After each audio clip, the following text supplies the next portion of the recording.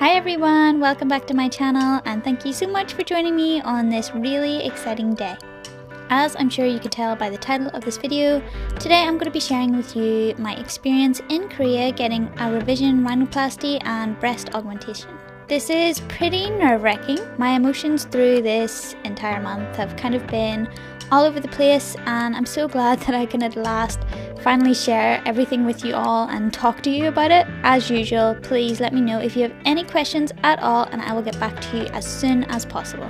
So, on April 9th, Luke and I arrived in Korea, where the driver from Docfinderkorea was waiting for us at the airport to take us straight to our hotel. For the first day we had some free time, so we decided to roam around Gangnam, get some dinner and do a little shopping as well for some famous Korean skincare. If you would like to see a full vlog of our first day, then please check it out on my vlog channel.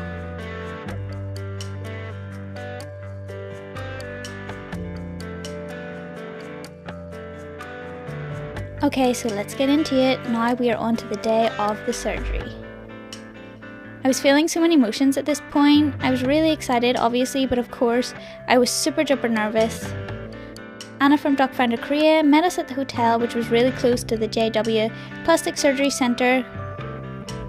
We took a taxi to get there. I was actually really surprised by how cheap and convenient taxis are in Korea. On the way to the clinic, I couldn't help but spot all of the different plastic surgery clinics on almost any street. I can only imagine just how overwhelming it would be to choose which clinic is best for you, especially for something as important and personal as plastic surgery. You all know that I had a nose job in the past, which is something I did by myself, and I of course did it for myself, but in Korea I would not even know where to begin if it wasn't for Docfinderkorea being there to give me the truth about the most trusted clinics and surgeons. Docfinderkorea is actually a medical tourism agency that will be there as an expert and a friend, all the way from choosing the clinic to the recovery process. They also have a lot of free services such as pickup, translation, medical advice, and so on.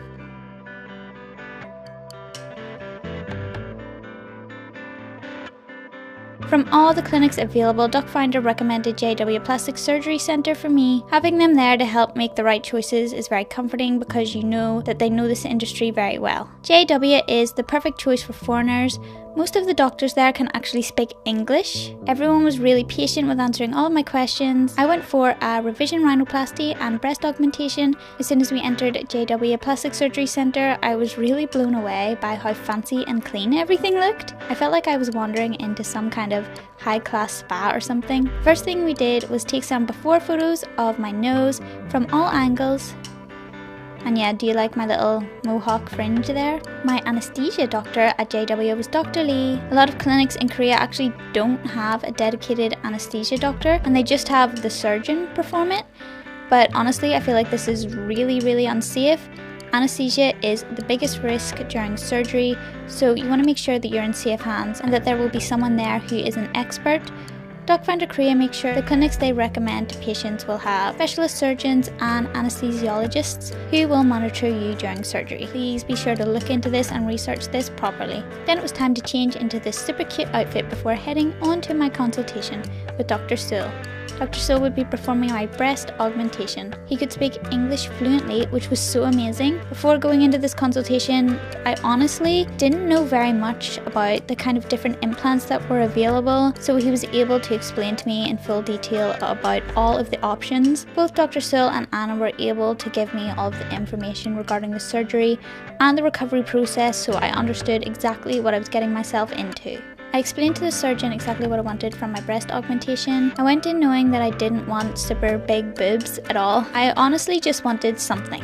Because honestly, before the surgery I had nothing to work with. Also, I still wanted it to feel like me.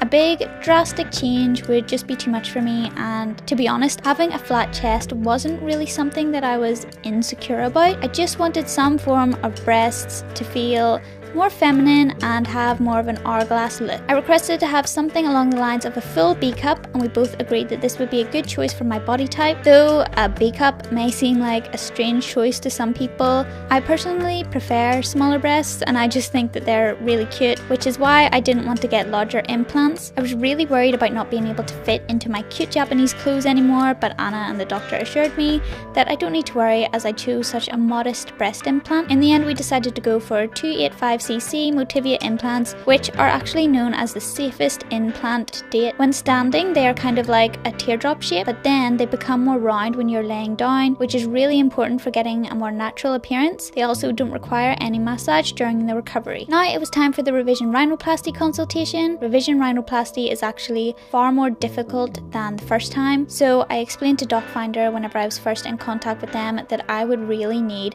a very experienced doctor. Their recommendation was Dr. Lee, who specialises in nose surgery. Dr. Lee could not speak English like Dr. Seúl, but that was totally fine because I had Anna with me the entire time, of course, to help me explain and translate everything. I know a lot of you are probably wondering why on earth I would want another nose job, and I didn't want very much to be changed to my nose.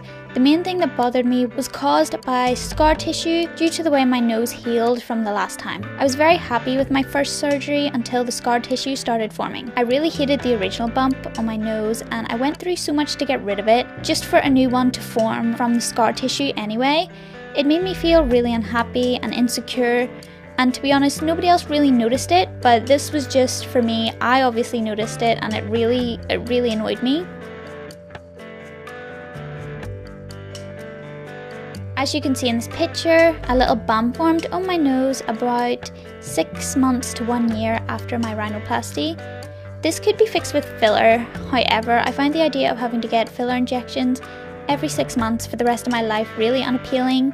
I explained to Dr. Lee everything about my past surgery and how the scar tissue caused some problems. We decided on removing the bump to give a more sloped and feminine shape, and also lifting the columella. The columella section of my nose was hanging down quite low, and this was actually also due to scar tissue growing in that section of my nose and weighing it down. I had no idea that that's why it was like that, but Dr. Lee was able to explain that to me. The kind of low hanging down columella also made my nostrils look a lot larger than they actually were. The biggest difference from this rhinoplasty will be from the side profile. The nurse then took me to do an x-ray of my chest and a blood test. Sorry you guys can't really see this part. We then moved to our room in the clinic to wait for the test results to come back. Once they were ready, it was time to head off into surgery. Wish me luck, guys! Stay tuned for the next video to see me after the surgery and a full recovery. I'm going to have a video series. I've documented the entire process, and I'll also be answering your guys' questions. See you in my next one. Bye!